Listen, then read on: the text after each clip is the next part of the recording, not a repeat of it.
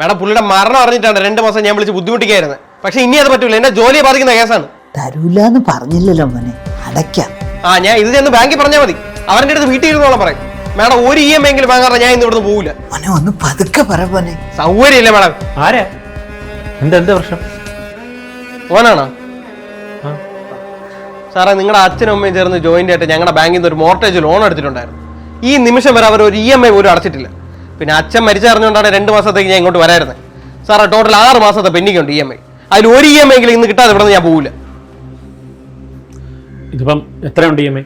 24,300 രൂപ. അതിൽ bounce charge വേണമെങ്കിൽ വേണ്ടെന്ന് വെക്കാം. പക്ഷേ EMI എമൗണ്ട് കിട്ടിയേ പറ്റൂ.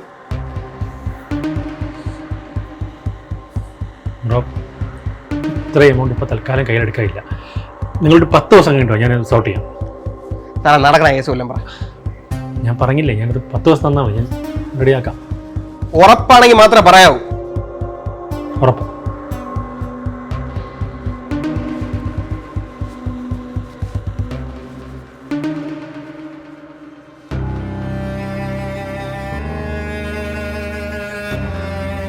ഇതിപ്പോ അടുത്ത വീട്ടുകാരൊക്കെ കണ്ട് ആകെ നാണക്കേടായി കാണും. ഇവർക്ക് ലോണിന്റെ കാര്യം എൻ്റെ അടുത്തൊരു വാക്ക് പറഞ്ഞുകൂടായിരുന്നോ?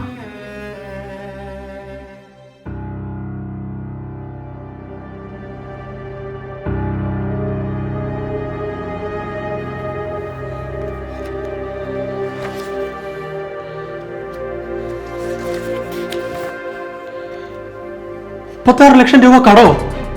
ഓ മക്കളെ, നമ്മൾ നിന്നെ ഒന്നും അറിയിക്കാതിരുന്നതാണ്. നീയും കൂടി ടെൻഷൻ ആണ്ടാന്ന് വിചാരിച്ചിട്ട്. അമ്മ ഇത്രയും കടം എങ്ങനെ വന്നത്? ജീവിക്കണ്ടേ മക്കളെ? ഇവനെ പഠിപ്പിച്ചത്, വീട്ടു ചെലവ്, വേറെ കാര്യങ്ങൾ, പിന്നെ ബിസിനസ്സും കൂടെ നടത്തുന്നതല്ലേ. അമ്മ എന്നെ പഠിപ്പിച്ചതാ. ഞാൻ പഠിച്ചതെല്ലാം ഗവൺമെന്റ് സ്കൂളിലും ഗവൺമെന്റ് കോളേജിലും. പിന്നെ ജോലി കിട്ടിയ കാലം പോലും പകുതി ശമ്പളം ഞാൻ കൂടെ തരയില്ലേ. ഓ, അപ്പൊ നീ ഇതിനൊക്കെ കണക്ക് വെച്ചിട്ടുണ്ടല്ലേ? നമ്മൾ കണക്ക് വെച്ചിട്ടില്ല, അതാണ് നമ്മൾ ചെയ്ത തെറ്റ്. അമ്മ ഞാൻ കണക്ക് ഉറങ്ങിയൊന്നുമല്ല, പക്ഷെ ഇത്ര വലിയ എമൗണ്ട് എന്നൊക്കെ പറഞ്ഞ വാങ്ങിച്ചത് കൊടുത്തല്ലേ പറ്റൂ. ഇനി എന്നെ കൊണ്ട് കഴിയില്ല. ഈ വീട്ടിൽ ആണായിട്ട് നീയല്ലേ ഉള്ളൂ, അപ്പൊ നീ തന്നെ ഇതൊക്കെ നോക്കേണ്ടത്. അമ്മ ഇത്രയും പൈസയൊക്കെ ചേട്ട ഇവിടുന്ന് വീട്ടും? വീട്ടണ്ട, ആരും ഒന്ന് ചോദിച്ചാലും അച്ഛൻ വാങ്ങിച്ച കടവല്ലേ എനിക്ക് തരാൻ സൗകര്യമില്ലാന്ന് പറ. മരിച്ച് തലയ്ക്ക് മുകളിൽ നിൽക്കണ മനുഷ്യന് പൈസ വാങ്ങിച്ച് പറ്റിച്ച കള്ളനാക്കണമെങ്കിൽ അങ്ങനെ പറഞ്ഞാൽ മതി. പക്ഷെ ഇതൊന്നും കാണാൻ ഞാൻ ഉണ്ടാവില്ല, അത് പറക്കണ്ട.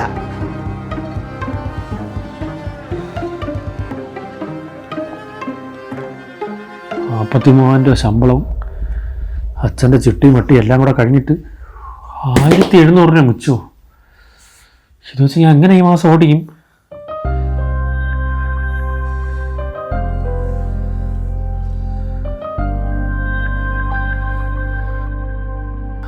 എടാ, ഒരു 7,000 രൂപ മറിക്കാൻ കാണോ? ഞാൻ അടുത്ത മാസം സാലറി കിട്ടുമ്പോൾ തിരിച്ചു തരാം. എടാ, അച്ഛൻ പെട്ടെന്ന് പോയപ്പോഴേ കാര്യങ്ങളൊക്കെ സെറ്റായി വരാനായിട്ട് അതിൻ്റെ ഒരു ടൈറ്റ്. ആദ്യമായിട്ടാണ് ഞാൻ ചോദിച്ചതേ ഉള്ളൂ. ഞാൻ എന്തായാലും അയച്ചേക്കാം. നീ എനിക്കൊരു 14-ാം തീയതി ആകുമ്പോൾ തിരിച്ചിട്ടിരുന്നാൽ മതി. അന്ന് എനിക്കൊരു ലോണിൻ്റെ അടവുണ്ട്. അത് ഞാൻ ഉറപ്പായിട്ടേക്കാടാ. താങ്ക്സ് അളിയാ. ശരി, ഓക്കെ അല്ലേ? ഇനി നാളെ അച്ഛൻ്റെ ഓഫീസിലൊന്ന് പോകണം കേട്ടോ. കാര്യങ്ങളൊക്കെ ഇപ്പോൾ അവിടെ അഭിലാഷമായിട്ടാണ് നോക്കുന്നത്. ഈ ബിസിനസ് പതുക്കെ ഒന്ന് ട്രാക്കിലായി കഴിഞ്ഞാൽ നമുക്ക് തൽക്കാലം ഒന്ന് പിടിച്ചു ചെയ്യാൻ പറ്റും. അല്ല ഏട്ടാ, ഗവൺമെന്റ് എംപ്ലോയി ബിസിനസ് ചെയ്താൽ ജോലി പോകൂലേ? ഇല്ലടി, ഞാൻ പോയിരിക്കാനൊന്നും പോകുന്നില്ല. തൽക്കാലം കാര്യങ്ങളൊക്കെ പുറത്തുനിന്ന് ഓർഗനൈസ് ചെയ്തിട്ട് അമ്മ അവിടെ ഇരുത്താം. ഇപ്പോൾ 2 മാസമല്ലേ ആയുള്ളൂ. ഡെലിവറിക്ക് ശേഷം നീ ഇരുന്നാൽ മതി.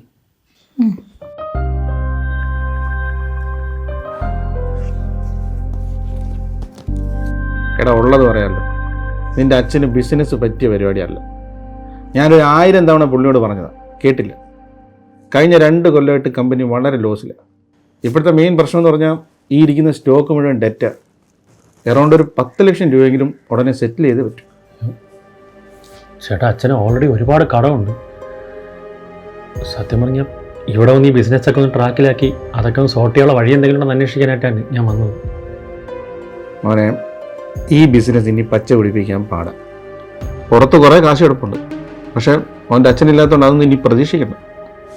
മറിച്ച് ലോൺ എടുത്തൊക്കെ ആ സ്റ്റാഫിന് സാലറി കൊടുത്തുകൊണ്ടിരുന്നത്. ഞാനൊരു വഴി പറയാം.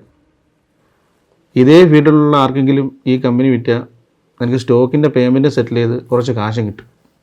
അത് വെച്ച് നമുക്ക് ഏതെങ്കിലും ഒരു ബാധ്യത ഒഴിവാക്കാം. ആളിനൊക്കെ ഞാൻ കൊണ്ടുവരാം. അങ്ങനെ ചെയ്യാം ചേട്ടാ. മൂക്കുമുട്ട കടമുണ്ട്. ഇതൊക്കെ ആരുടെ കാലത്ത് വീട്ടിൽ തീർക്കുന്ന എനിക്ക് ഒരു പിടുത്തമില്ല. എടാ, നിന്റെ ശമ്പളം കൊണ്ട് മാത്രം ഇത് തീർക്കാൻ പറ്റൂല.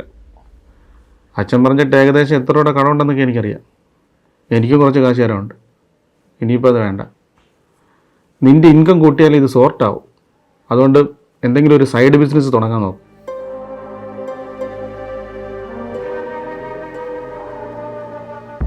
അയ്യേ, തട്ടുകടേ. എടാ, ഈ തട്ടുകട നടത്താനാണോ നിന്നെ ഇത്രയും പഠിപ്പിച്ച് ഈ നിലയ്ക്കാക്കിയത്? അമ്മ, ഈ തട്ടുകടയെന്ന് പറഞ്ഞാൽ ഇങ്ങനെ പുച്ഛിക്കൊന്നും വേണ്ട. വൈകിട്ടൊരു 6 തൊട്ട് 12 വരെ അവിടെ ചെന്ന് കച്ചവടം ചെയ്ത് കഴിഞ്ഞാൽ എല്ലാ ചിലവും പോയിട്ട് 2000 രൂപ, മിനിമം 2000 രൂപ നമ്മുടെ കയ്യിലിരിക്കും.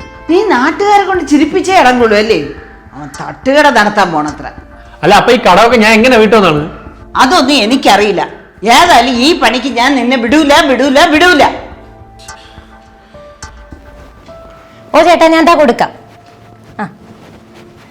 ആ അഖിൽ ചേട്ടനെ വിളിച്ചിട്ട് കിട്ടിയില്ലാന്ന്. എന്തു പറ്റി? ഒന്നുമില്ല. നീ ഒരു ചായ എടുത്തിട്ട്.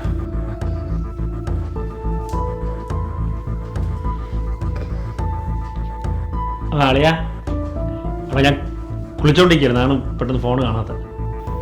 ഒരാഴ്ച ആയിട്ടാ. എടാ, കഴിഞ്ഞ ഒരാഴ്ചയായിട്ട് ഞാൻ നിന്നെ വിളിച്ചോണ്ടിരിക്കുകയാണ്. ദയവേതാ പൈസ ഒന്നിടൂ, എനിക്ക് കുറെ ആവശ്യങ്ങളുള്ള. എടാ, അത് ഞാൻ നാളെ തന്നെ ഇട്ടേക്കാം. വിശ്വസിക്കാവോ? ആ, ഉറപ്പാണല്ലോ. അടുത്ത ആഴ്ച തന്നെ എടുത്തു തരൂലേ? ഉറപ്പായിട്ട് എടുത്തു തരാം. അഖിലേ, അമലേ, അനുഷോ അവൻ്റെ അടുത്ത് വരെ ചോദിച്ചില്ല. ആളിയടാ, ഒരു 4000 റോളി ഉണ്ടാവോ? അരുണേ, എൻ്റെ സ്വന്തം സഹോദരിയുടെ മോനെന്ന് പറഞ്ഞപ്പോഴാണ് അവൻ പൈസ തന്നത്. ഞാനാണ് ഉറപ്പ്. നീ പലിശ കറക്റ്റായിട്ട് കൊടുത്തില്ലെങ്കിൽ അവൻ എൻ്റെ വീടിനിടയിൽ വന്ന് നിൽക്കും. ഇല്ല മാമ, അങ്ങനെ ഒന്നും ഉണ്ടാവില്ല. മാക്സിമം 3 മാസം അതിനകത്ത് അടച്ചിരിക്കും. നിൻ്റെ അച്ഛൻ, അതായത് എൻ്റെ പുന്നാര അളിയൻ, ഇതുപോലെ തിരിച്ചും മറിച്ചുമാണ് ഉള്ള ബിസിനസ്സും കളഞ്ഞ് ഈ കടോത്തരം ഉണ്ടാക്കിയിട്ടത്. നീ എങ്ങനെ വഴി പോകാനാണടേ?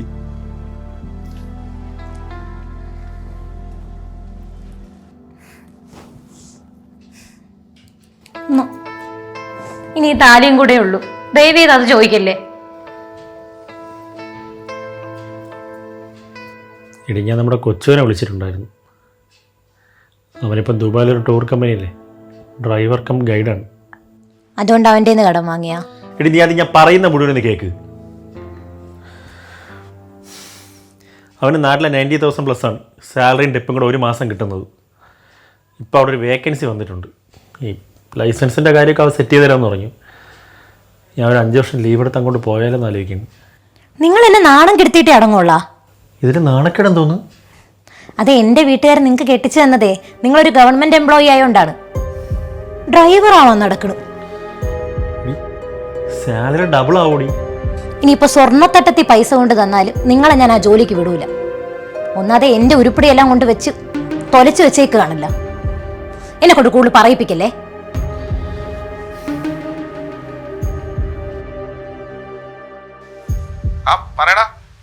ചേട്ടാ, എവിടെ ഉണ്ട്? എനിക്കത് കാണാൻ പറ്റുമോ? എടാ, ഞാൻ പുളിമൂട് വരെ ഒരു ആവശ്യമായിട്ട് വന്നതാ. എന്തിട്ടാ, എന്തെങ്കിലും അത്യാവശ്യം ഉണ്ടോ? ഉണ്ട് ചേട്ടാ. എന്നാ ഈ ഒരു കാര്യം ചെയ്യ്, ഞാൻ ലൊക്കേഷൻ ഇടാം, നീ ഇങ്ങോട്ട് പോരെ. ആ, ശരി. സാറേ, മകളുടെ വെഡിങ്ങിന് വേണ്ടിയിട്ട് പ്ലാൻ ചെയ്ത് 25 lakhs-ഉം ഹൗസ് റിനോവേഷന് വേണ്ടിയിട്ട് പ്ലാൻ ചെയ്ത് 50 lakhs-ഉം ഇപ്പോൾ അച്ചീവ് ആയിട്ടുണ്ട്. ഇപ്പോൾ സാറിൻ്റെ പോർട്ട്ഫോളിയോ നല്ല സ്ട്രോങ് ആണ്. ഓക്കെ, ആയിട്ടെ.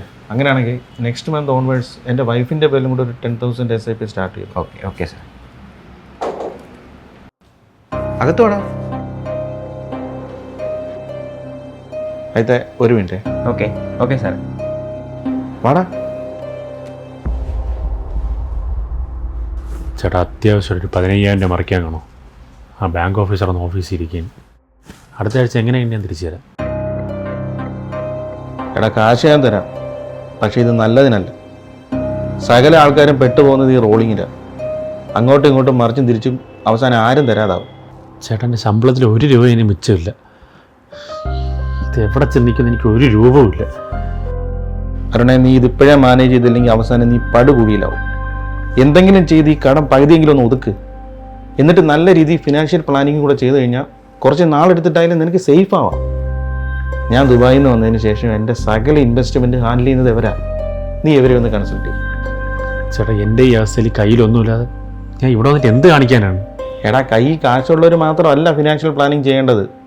നിൻ്റെ ഈ കടങ്ങളും ലോണും ഒക്കെ പെട്ടെന്ന് തീർക്കാനുള്ള പ്രോപ്പർ അഡ്വൈസും ഗൈഡൻസ് ഒക്കെ ഇവർക്ക് തരാൻ പറ്റും. എടാ, JDA വെൽത്തിലെ എല്ലാവരും ഹൈലി ക്വാളിഫൈഡ് ആയിട്ടുള്ള ഫിനാൻഷ്യൽ കൺസൾട്ടൻസ് ആണ്. കാരണം അച്ഛൻ്റെ കൂടെ ഞാൻ ചെയ്ത ബിസിനസ് മുന്നോട്ട് പോയാൽ പെട്ടുപോകുന്ന കമ്പനിയുടെ ഫിനാൻഷ്യൽ സ്റ്റേറ്റ്മെൻറ്റ് നോക്കി കറക്റ്റ് അഡ്വൈസ് തന്നത് എവരാകുമ്പോൾ നിൻ്റെ വരുമാനം, ചെലവ്, നിൻ്റെ അസറ്റ്, കടങ്ങൾ എല്ലാം നോക്കി നിൻ്റെ ഫിനാൻഷ്യൽ ഗോൾസ് മനസ്സിലാക്കി അത് അച്ചീവ് ചെയ്യാൻ നിന്നെ ഹെൽപ്പ് ചെയ്യും. നേരത്തെ ഞാൻ സംസാരിച്ചുകൊണ്ടിരുന്നതേ എൻ്റെ പോർട്ട്ഫോളിയോ ഹാൻഡിൽ ചെയ്യുന്ന റിലേഷൻഷിപ്പ് മാനേജറാണ്. നമുക്ക് ഇൻവെസ്റ്റ്മെൻറ്റിൽ എന്ത് ഡൗട്ട് ഉണ്ടെങ്കിലും പുള്ളി ക്ലിയർ ചെയ്ത് തരും. പിന്നെ എടാ, ഈ JDA വെൽത്തിൻ്റെ ഈ ആപ്പിൽ നമ്മുടെ ഇൻവെസ്റ്റ്മെൻറ്റിൻ്റെ daily growth day to day track ചെയ്യാൻ പറ്റും. ഞാനൊക്കെ ചെറിയ എമൗണ്ട് മ്യൂച്വൽ ഫണ്ടിൽ SIP ചെയ്ത് തുടങ്ങിയതാണ്. ഇപ്പം എൻ്റെ സ്റ്റേജിൽ ഞാൻ ഇനി ജോലിക്ക് പോയില്ലേ പോലും ലൈഫ് ലോങ് ജീവിക്കാനുള്ള റിട്ടേൺ കിട്ടുന്നുണ്ട്. മനസ്സിലായി ചേട്ടാ. ചേട്ടാ, പിന്നെ നമ്മുടെ ബിസിനസ് ടേക്ക് ഓവർ ചെയ്യാൻ പറ്റിയ ഏതെങ്കിലും പാർട്ടിയെ കിട്ടിയോ? ഇല്ലടാ, ലോസിലാണെന്ന് എല്ലാവർക്കും അറിയാം. അതുകൊണ്ട് എല്ലാവരും തറ വിലയാണ് പറയുന്നത്. ഞാൻ നോക്കുന്നുണ്ട്, പക്ഷെ കുറച്ച് സമയമെടുക്കും.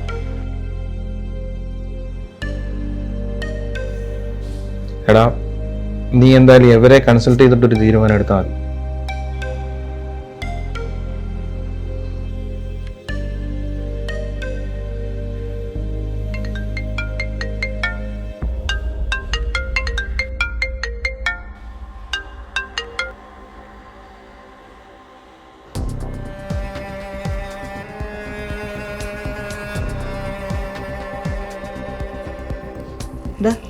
കുറേ നേരമായില്ലേ ഞങ്ങൾ രണ്ടുപേരെയും വിളിച്ചിരുത്തിയിട്ട്. നീ ആലോചിച്ചിട്ടിരിക്കണ എന്തോന്നാണ് കാര്യം? കാര്യമൊന്നും ഇനി എൻ്റെ കയ്യിൽ നിൽക്കൂല. അത് തന്നെ, ഇനി കടം ചോദിക്കാൻ ആരും ബാക്കിയില്ല, ആരും തരാനും പോണില്ല. അടുത്ത മാസം മുതൽ EMI ചിട്ടിയും വട്ടിയും പലിശയും ഒന്നും എന്നെ കൊണ്ട് അടയ്ക്കാൻ പറ്റൂല. ഇനി എൻ്റെ കയ്യിൽ തരാനും ഒന്നുമില്ല ചേട്ടാ. അയ്യോ, ആരുടെ നിന്ന് വാങ്ങിയാൽ എനിക്കും താല്പര്യമില്ല. ഒരു എക്സ്ട്രാ വരുമാനത്തിന് വേണ്ടി ഞാൻ ഒരു വഴിയും കൊണ്ട് വന്നപ്പോഴത്തേക്കും നിങ്ങൾ രണ്ടുപേരും കൂടെ കയറി ഇടങ്കോലും ഇട്ട്. ഇനിയിപ്പോൾ ലാസ്റ്റ് ആൻഡ് ഫൈനലായിട്ട് ഞാൻ ഒരു തീരുമാനം പറയാം. ഈ വീട് നമുക്ക് അങ്ങോട്ട് വിൽക്കാം.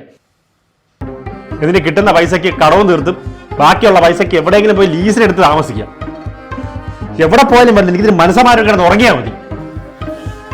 ഈ വീട് സ്ഥലമൊക്കെ അമ്മയുടെ പേരിലല്ലേ? അമ്മ പറയട്ടെ. ലോൺ ഉള്ളതുകൊണ്ട് വിൽക്കാൻ പറ്റുമോ അവനെ? അതിനൊക്കെ വഴിയുണ്ട്. ഞാൻ 1-2 ബ്രോക്കർമാരെ കണ്ടിട്ടുണ്ട്. ഇനി അതിനും കയറി തടസ്സം പറയാൻ നിൽക്കില്ല, അത്രേ ഉള്ളൂ.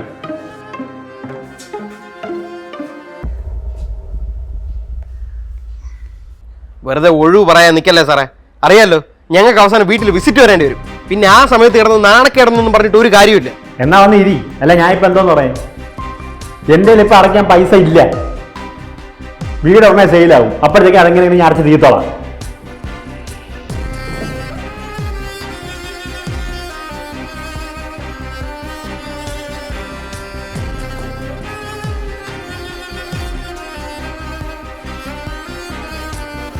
എന്തു പറ്റിയേട്ടാ ഒരുമാതിരി ഇരിക്കുന്ന? വീടിൻ്റെ കാര്യം ഒന്നും ശരിയാവുന്നില്ലടി. പലരും വന്ന് കണ്ടിട്ട് പോകുന്നുണ്ട്, പക്ഷെ ആരും അടുക്കുന്നില്ല. ഇനിയിപ്പം നമ്മൾ ചോദിക്കുന്ന വില കൂടുതലായിരിക്കുമോ? മാർക്കറ്റ് റേറ്റിൽ താഴ്ത്തിയാണ് ഞാൻ ചോദിച്ചേക്കുന്നത്. ഇത് വേറെന്തോ തോന്നുന്നു.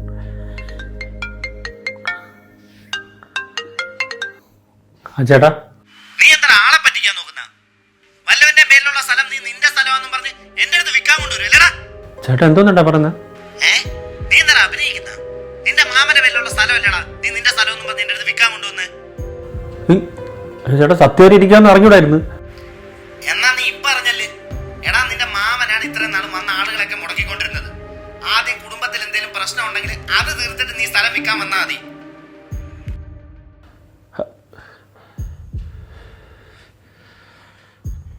അമ്മ, അമ്മ, എന്ത് മക്കളെ? അമ്മ, ചന്ദ്രമാവൻ എന്തിന്റെ കുഴപ്പമാണ്? ബ്രോക്കറാണ് ഇപ്പോൾ വിളിച്ചത്.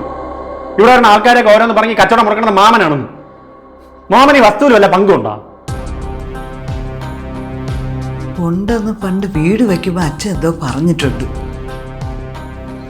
ഇനിയിപ്പോൾ ഇത് ആരെങ്കിലും വാങ്ങിക്കാൻ വന്നാൽ ചേട്ടൻ കൊണ്ട് കേസ് കൊടുത്താൽ അതിൻ്റെ പുറകെ നടക്കേണ്ടി വരും. അതുകൊണ്ടായിരിക്കും ആൾക്കാർ മടിക്കണത്. ഇനി ഇതിപ്പോൾ എങ്ങനെ വിൽക്കും മക്കളെ? ചേട്ടൻ ഏതായാലും സമ്മതിക്കില്ല. നീ വേറെ എന്തെങ്കിലും വഴി നോക്ക്. ഇങ്ങനെ എങ്ങനെ രക്ഷപ്പെടാൻ നോക്കുമ്പോഴത്തേക്ക് ഓരോരോ തേങ്ങകളും.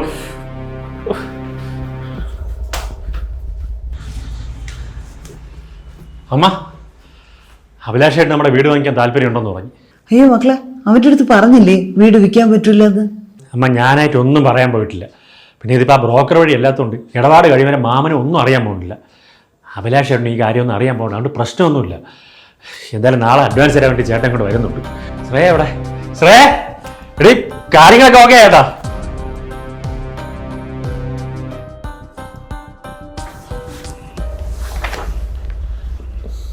ചേട്ടാ, പിന്നെ രജിസ്ട്രേഷൻ അധികം ഡിലേ ആക്കാതെ ചേട്ടന് പറ്റുന്നൊരു ദിവസം എത്രയും പെട്ടെന്ന് ആക്കുകയാണെങ്കിൽ അത് നമുക്ക് ശരിയാക്കടാ.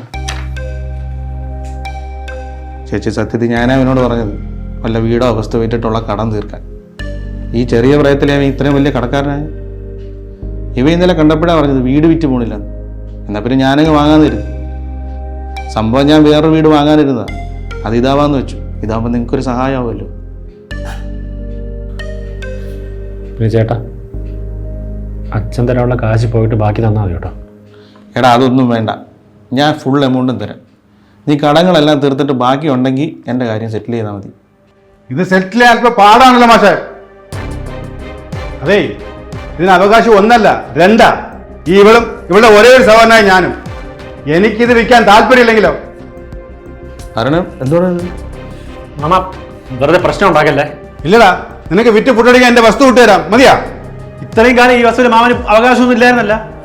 അവകാശം ഇല്ലെന്ന് നീ പറഞ്ഞാൽ മതിയാ? നീ ഒരു കാര്യം ചെയ്യടാ, കൊണ്ട് കേസ് കൊടുക്ക്. ഞാൻ കോടതിയിൽ പോയി തെളിയിച്ചോളാം. മതി, ഈ വീട് വിൽക്കില്ല. ചേട്ടൻ അതുപോലെ. അരുണ, ഞാൻ ഇറങ്ങൂടാ. ചേട്ടാ, ചേട്ടാ പോകാൻ ചേട്ടാ. ഇല്ലടാ, ഞാൻ വിളിക്കാം.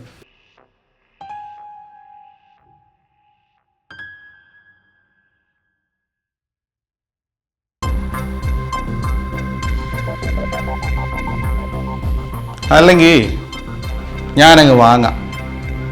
പിന്നെ കേസല്ലേ, അത് വരുന്നിടത്ത് വെച്ച് കാണാം. ആഹാ, എന്നാ താൻ വാങ്ങ്. പക്ഷെ തന്നെ ഈ വീട്ടിൽ കയറി ഞാൻ കിടത്തൂല. എന്നാൽ ഞാൻ പൂട്ടിയിട്ടോളാം.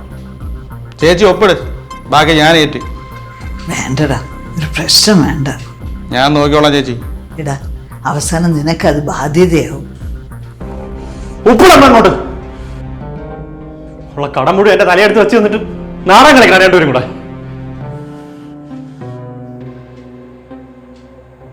ചേച്ചി, ഇവൻ ഇങ്ങനെ ഒരു കൊനിഷ്ടുകാരൻ ഇത് വിൽക്കാൻ പറ്റുന്നില്ലെന്ന് പറഞ്ഞപ്പോഴേ എനിക്ക് ഇതിന്റെ കാര്യം പിടി കിട്ടിയതാണ്. വിൽക്കാൻ മനസ്സിലായിരുന്നു, അത് എവനോടങ്ങ് പറഞ്ഞാൽ പോരായിരുന്നോ? വെറുതെ ചേട്ടനും അനിയത്തും കൂടെ എന്തിനായിരുന്നു ഈ നാടകം? ഇതേ എൻ്റെ അച്ഛൻ്റെ പേരുള്ള വസ്തുവാണ്. അതിൽ അളിയൻ കഷ്ടപ്പെട്ട ഒരു വീട് വെച്ച് ആ ഉള്ള കിടപ്പാടും കൂടെ വിറ്റ് അവൻ കടം വീട്ടിയിട്ട് കടത്തിനെപ്പി കിടക്കുമോ? ഇവനൊന്നും ഇതൊന്നും പറഞ്ഞ തലേ കയറില്ല. അല്ലെങ്കിൽ തന്നെ നാണക്കേടല്ലേ, നാട്ടുകാർ പറഞ്ഞ് ചിരിക്കും. കടക്കാര് വീട്ടിൽ കയറി ഇറങ്ങുന്നത് നാണക്കേടൊന്നുമില്ല, വീട് വിറ്റ് കടന്നു തീർക്കുന്നതാണ് നാണക്കേടല്ലേ. നിന്റെ അച്ഛൻ പിടിച്ചു നിന്നില്ലേ, വിറ്റില്ലല്ല. എന്നിട്ടിപ്പോ എന്തായി? പോയപ്പോ എല്ലാം കൂടെ എന്റെ തലയിട്ട് എന്നിട്ട് പോയില്ലേ? ഇനിയിപ്പോ എനിക്ക് തീർക്കാൻ പറ്റാതെ നാളെ കടവും പെരുകി ഞാൻ മരിക്കുമ്പോൾ എന്റെ പിള്ളേർക്ക് പോട്ടമല്ലേ? ചേട്ടാ, നമ്മൾ മിഡിൽ ക്ലാസ്സുകാർക്ക് പാരമ്പര്യമായിട്ട് കിട്ടുന്ന സ്വത്തുക്കളല്ല, കടമാണ്. വീട് വെച്ച കടം, മോളെ കെട്ടിച്ച കടം, ആ കട ഈ കടം എന്നൊക്കെ പറഞ്ഞ് കണ്ണി കാണാത്ത കൈ പിടിക്കാത്ത പൈസ തിരിച്ചടയ്ക്കാൻ വേണ്ടിയിട്ട് ജീവിതകാലം മുഴുവൻ നമ്മൾ പണിയെടുക്കേണ്ടി വരും. കഴിഞ്ഞ കുറേ നാളായിട്ട് എൻ്റെ ഫോൺ സദാസമയം സൈലന്റിലാണ്. കാരണം അതിലൂടെ ഇപ്പൊ കടക്കാർ മാത്രമേ വിളിക്കുന്നുള്ളൂ. എനിക്കൊന്ന് പുറത്തിറങ്ങാൻ പേടിയാണ്, എന്തെങ്കിലും ചടങ്ങിന് പോകാൻ പേടിയാണ്. കാരണം ഞാൻ പൈസ കൊടുക്കാൻ ആരെങ്കിലും എന്നെ അടച്ച് കണ്ടാലോ? മനസ്സമാധാനം ഞാനൊന്ന് ഉറങ്ങിയിട്ട് എത്ര ദിവസമായെന്ന് അറിയാമോ? ഇതൊന്നും പറഞ്ഞ് എൻ്റെ ഭാര്യയ്ക്ക് പോലും മനസ്സിലാവൂല. ചേച്ചി, ഇതിപ്പം വിറ്റ് കഴിഞ്ഞാൽ നിങ്ങളുടെ സകല കടങ്ങളും തീരും. വിൽക്കാൻ എളുപ്പമാണ്, ഇതുപോലെ ഒന്നും ഉണ്ടാക്കാൻ എത്ര കാലമാവും? ഉണ്ടാക്കിയില്ലെങ്കിൽ എന്ത്, ലോകം ഒടിഞ്ഞു വീഴുമോ? വാടക വീട്ടിലായാലും വേറെ എവിടെയായാലും നാളെ രാവിലെ എണീക്കുമ്പോൾ ഒരുത്തനും പൈസ കൊടുക്കാനില്ല എന്നുള്ള സമാധാനത്തിലും ഒരു രാത്രിയെങ്കിലും കിടക്കണം. പിന്നെ ഇതൊന്നും ഞാനായിട്ട് ഉണ്ടാക്കിയ കടമല്ല. കുടുംബത്തിൽ മോഹരുത്തം ഉണ്ടെങ്കിൽ കാര്യങ്ങളൊക്കെ എളുപ്പമായല്ലോ അല്ലേ? ബാധ്യത ഉണ്ടാക്കി വെച്ചിട്ട് കടമേ നമുക്ക് തലയെടുത്ത് വച്ചു കൊടുക്കാമല്ലോ. ഒരു കുടുംബമാകുമ്പോൾ കടമൊക്കെ വരും, അത് നിനക്ക് പോവ മനസ്സിലാവും. ചെറിയ കടങ്ങളൊക്കെ എല്ലാ കുടുംബങ്ങളിലും കാണും. പക്ഷെ ഇത് വരുത്തി വെച്ചതാണ്. ഈ കുടുംബത്തിൽ ഇത്രയും കടം കയറാനുള്ള കാര്യം എന്താ നിങ്ങൾക്ക് അറിയാമോ? ആറ്റിറ്റ്യൂഡ്. ഞാൻ പാവപ്പെട്ടവനെല്ലാം നാട്ടുകാരെ കാണിക്കണം, പണക്കാരുടെ ലൈഫ് സ്റ്റൈലിൽ ജീവിക്കുകയും വേണം. ഇങ്ങനെയുള്ളവന്മാരെ കാത്തിരിപ്പുണ്ട് ബാങ്കുകാർ. അതുകൊണ്ടാണ് നമ്മൾ ചോദിക്കുന്നതിന് മുന്നേ അവർ ഇങ്ങോട്ട് വിളിച്ച് നമുക്ക് ലോൺ തരുന്നത്.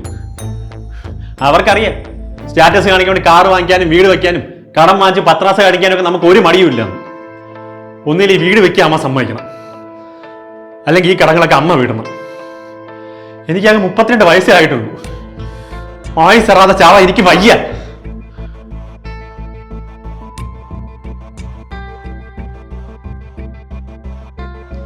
പാരമ്പര്യമായിട്ട് മക്കൾക്ക് സ്വത്തൊന്നും കൊടുത്തില്ലെങ്കിലും അറ്റ്ലീസ്റ്റ് ലോണും ബാധ്യതകളും കൊടുത്ത് അവരെ കടക്കെണിയിലാക്കരുതെന്ന ഓർമ്മപ്പെടുത്തലാണ് ഈ വീഡിയോ.